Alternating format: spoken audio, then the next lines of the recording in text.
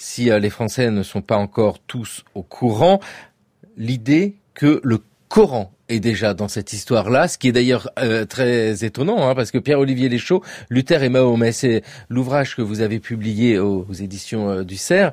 Quel est ce lien entre ces deux penseurs de la religion du salut ? Alors, l'intérêt, en quelque sorte, pour l'islam qui naît à ce moment-là est lié pour une part du contexte dont je parlais tout à l'heure, c'est-à-dire de cette pression militaire sur l'est de l'Europe. On pourrait, si on voulait faire un tableau à deux colonnes avec d'un côté les dates de la réforme et de l'autre les dates des conquêtes musulmanes, et on serait très frappé de voir qu'il y a beaucoup de choses qui se recoupent. Si on lit aussi la correspondance de Luther ou même de Calvin, on voit que c'est une préoccupation constante chez eux, ce qui est en train de se passer sur les frontières est de l'Europe. Et donc il y a cette concomitance finalement entre l'émergence de la réforme en Europe et puis cette pression musulmane sur les frontières est de l'Europe. Et ça suffit à beaucoup de controversistes catholiques pour dire mais au fond c'est le même phénomène, c'est-à-dire que le protestantisme c'est la 5e colonne de l'islam de Mahomet. Et donc de ce point de vue-là, les protestants ou les théologiens en tout cas sont obligés de se poser la question. Mais enfin qu'est-ce que c'est que cette chose que l'on appelle l'islam, au nom duquel les Turcs font la guerre contre l'Europe? Et on s'intéresse en particulier, dans une logique qui est très réformatrice au fond, au texte fondateur. C'est-à-dire que les protestants sont très attachés au retour au texte de l'écriture biblique, et donc ils vont se dire, les musulmans ça doit être pareil, et donc on s'intéresse beaucoup au Coran, on en recherche. On sait que Luther, dès les années 1520, essaye d'obtenir un Coran, et il n'y arrive pas. Il attendra 1542 pour qu'on lui en envoie un, en latin, parce qu'il ne lit pas l'arabe, naturellement. Et donc ce Coran en latin, qui est une traduction extrêmement ancienne, qui remonte au Moyen-Âge et à Pierre de Cluny, il va s'y intéresser et constater qu'il faut le rendre public. Ça tombe bien parce qu'à ce moment-là, il y a un autre réformateur, qui est un réformateur zurichois, Théodore Bibliander, qui travaille justement avec un imprimeur bâlois pour essayer d'imprimer le Coran en latin, pour faire connaître cette religion et dire, voilà, comment nous allons la contrer. Alors, ce qui est très intéressant avec Théodore Bibliander, c'est que lui, au fond, est troublé par la lecture du Coran. Il dit, mais au fond, si on le lit, on se rend compte qu'il y a plein d'éloges pour le Christ, pour Marie.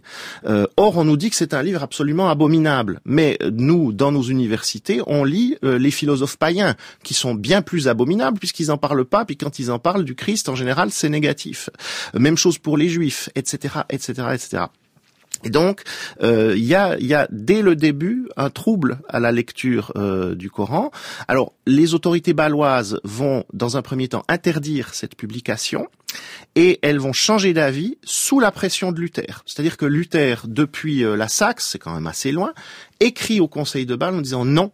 Vous devez publier ce texte. Oui, c'est un mauvais texte, mais il faut le connaître, il faut le diffuser, il faut l'étudier. Et c'est ce qui fait qu'en 1543, vous avez l'apparition du premier Coran en Occident. Quasiment, il y a eu une petite édition auparavant, mais qui a très mal marché. La première édition, en tout cas très largement diffusée du Coran, qui est donc une entreprise protestante. Avec, j'ajoute ça encore, une préface de Luther. Oui, c'est ça qui est important, parce que Luther préface cette traduction du Coran. Luther est troublé. Je m'étonnais de la façon dont les choses roulaient. À savoir que l'on n'avait pas traduit le Coran en latin, alors que Mohammed régnait depuis plus de 9 siècles et avait fait tant de dégâts. Personne ne s'était soucié de ce qu'était la foi de Mohammed. Et l'on s'était satisfait du fait que Mohammed était un ennemi de la foi chrétienne. Je ne considère pas Mohammed comme antéchrist. Il est trop grossier, il est comme un diable noir, bien reconnaissable, qui ne peut tromper ni la foi ni la raison. Mais le pape de chez nous est le véritable antéchrist. Il est comme un diable illustre, subtil, beau, éblouissant. Celui-ci est au cœur de la chrétienté. Raphaël Alloum qui nous lisait cet extrait de la préface de Luther donnée à la traduction du Coran 1542. Pierre-Olivier Leschaud, on voit bien en fait ici qu'il y a presque un glissement où l'ennemi, l'antéchrist, le diable, ça pourrait être l'islam, mais à travers cette préface, Luther l'inverse en disant non, c'est le pape. Oui, c'est un processus qui va être constant dans les années qui suivent, même dans les siècles qui suivent. C'est ce qu'on appelle la turquisation de l'adversaire, c'est-à-dire au fond, l'adversaire catholique, on va dire, il est plus turc que le turc, et puis les catholiques vont dire aux protestants, au fond, les protestants sont plus turcs que les turcs. Quand je dis turc, il faut savoir qu'à l'époque, c'est le terme qu'on utilise en général pour décrire les musulmans. Le terme musulman va apparaître au XVIIe et s'imposer lentement au XVIIIe et au XIXe siècle. Et donc c'est un processus d'opposition, enfin de polémique confessionnelle. Et ce qui est intéressant chez Luther, on le voit bien dans l'extrait qui a été diffusé, c'est que pour lui, on peut considérer Mahomet et l'islam comme l'antéchrist, mais c'est un antéchrist grossier. Il emploie ce terme-là, c'est-à-dire qu'il se manifeste avec l'épée, par la guerre. Et vous avez en arrière-plan déjà toute cette image de l'islam contre laquelle on doit aussi aujourd'hui lutter en tant qu'historien des religions, qui est celle d'une religion qui se diffuse uniquement par l'épée, ce qui est en partie vrai mais en partie faux.